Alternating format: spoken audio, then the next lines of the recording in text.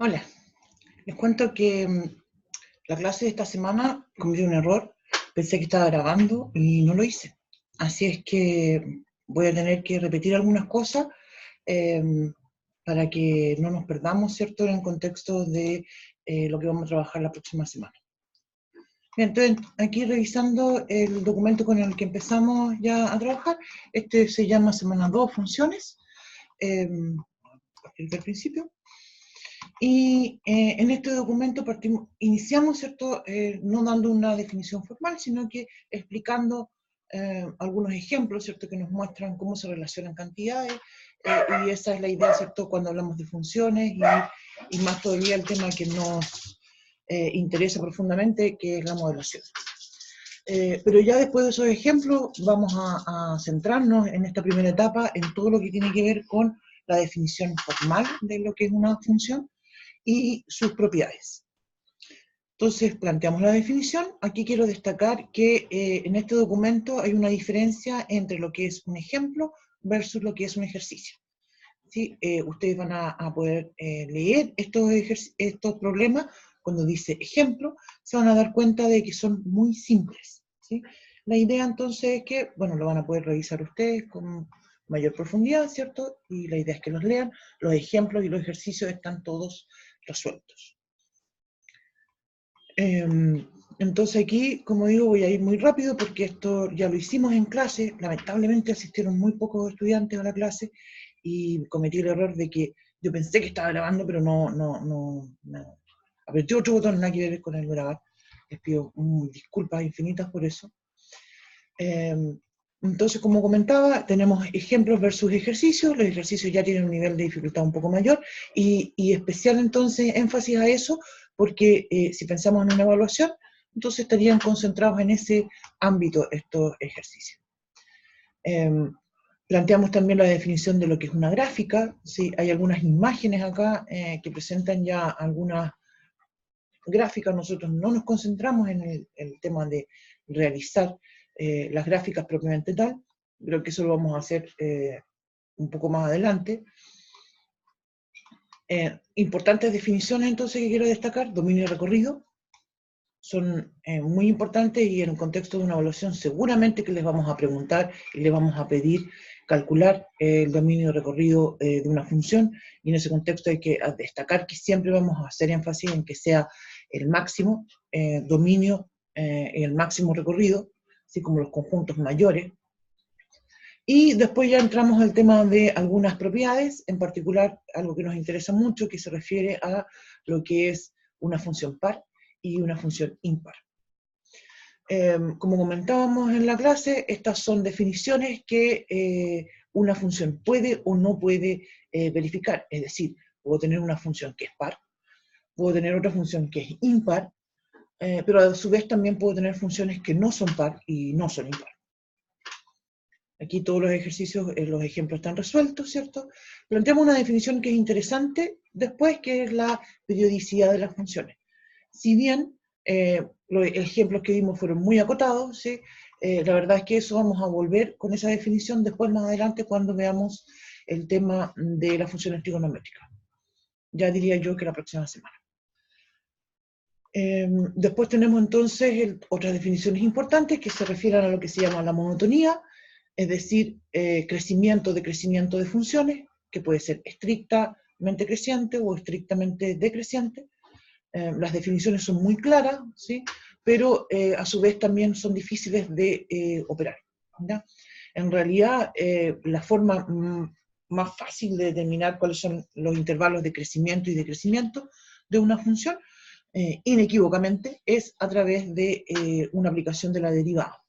Por tanto, es probable que esta definición, no es probable, en realidad es certero, que esta definición que planteamos ahora la vuelvan a usar en el próximo curso de matemáticas cuando ya estudien la derivada.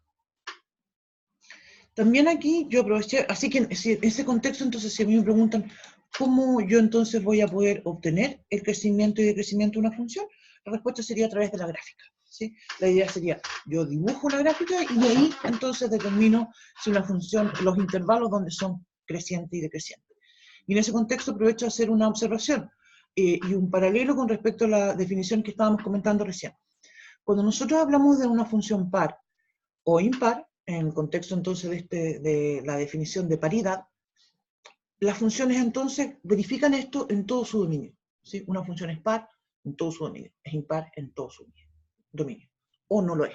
¿Ya? En cambio, cuando hablamos de creciente y decreciente, aquí entonces nosotros clasificamos, más bien construimos intervalos y decimos en este intervalo es creciente, en este otro es decreciente, etc. En ese contexto, entonces, las gráficas nos van a ser muy útiles para poder observar y decir, mira, aquí crece y aquí decrece. ¿Ya? En el caso particular de la función cuadrática, que comentamos de esto un poco más adelante, ahí sí vamos a tener algo muy claro para poder determinar dónde crece y dónde decrece la función. Bien, entonces continuamos.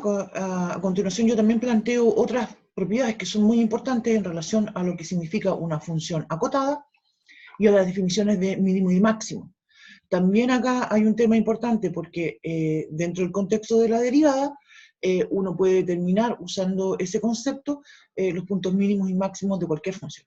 En el caso nuestro, como no estamos todavía en ese tema de derivación, lo vamos a acotar mucho y vamos a trabajar básicamente con funciones lineales o funciones cuadráticas. ¿No? Acotada, la lineal tendría que ser acotada en algún intervalo para poder saber si es máximo o mínimo, si tiene máximo o mínimo. Eso también lo vamos a plantear en algunos ejercicios más adelante. Estas definiciones, entonces, quiero hacer énfasis de que son definiciones que son muy importantes y que ustedes la tienen que reservar, ¿cierto? Porque la aplicación más grande que vamos a ver es más adelante. Así que si me preguntan, ¿cómo me pueden preguntar algo en la prueba de esto? Yo diría, bueno, ¿sabes qué? Te pueden dar una cuadrática en una parábola y ahí sí tú vas a poder saber perfectamente cuál es el mínimo y el máximo a través del análisis del vértice. Más adelante también hay algunos ejercicios resueltos de eso.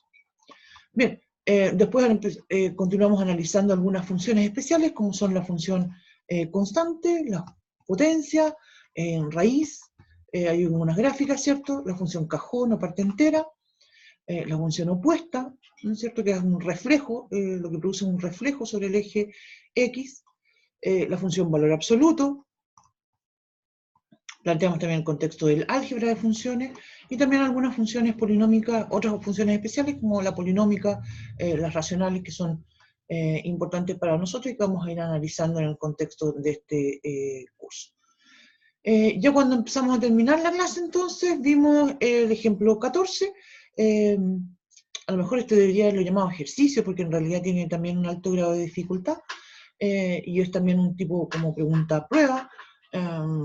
Si bien en el contexto de lo que estamos conversando ahora, una evaluación por alternativa, en realidad de esta misma pregunta saldrían como 3, en relación a estudiar paridad, crecimiento, ceros, etc. El tema es que justamente en el análisis bueno, no sé si se podría preguntar algo así o no, en la prueba. Bueno, la cosa es que continuamos después con el ejemplo 15, ¿cierto? Y analizamos también crecimiento de crecimiento, hicimos la gráfica, y planteamos entonces la función definida por tramo, vimos un ejemplo, y básicamente entonces terminamos con este apunte.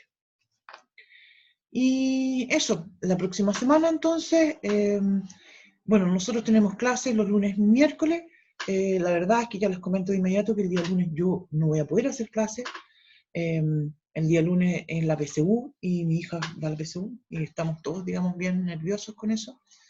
Y no tengo, lo confieso de inmediato, no tengo cabeza como para poder sentarme y hacer una clase ese día en la mañana. Así es que nos reunimos el miércoles para evitar cualquier tipo de futuro error. Lo que hice es que programé las reuniones y puse automáticamente se va a empezar a grabar para no volver a cometer este error de que yo creí que había pinchado el botoncito de grabar y no lo había hecho. Apretí otro botón, nadie.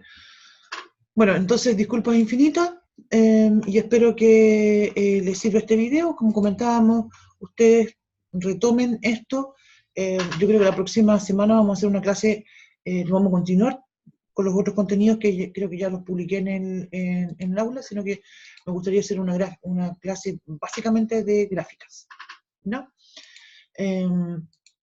Y eso lo vamos a hacer en dos partes, uno usando un PowerPoint y otro usando un software, ¿no? En un principio había pensado en grabar la clase y publicarla, pero después pensé que es mala idea porque resulta que no me van a poder hacer consultas. Entonces, les pido nuevamente disculpas por lo del día lunes y por la pifia donde está de no haber grabado. Y nos vemos la próxima semana. Nos juntamos. Saludos. Que tengan un bonito fin de semana.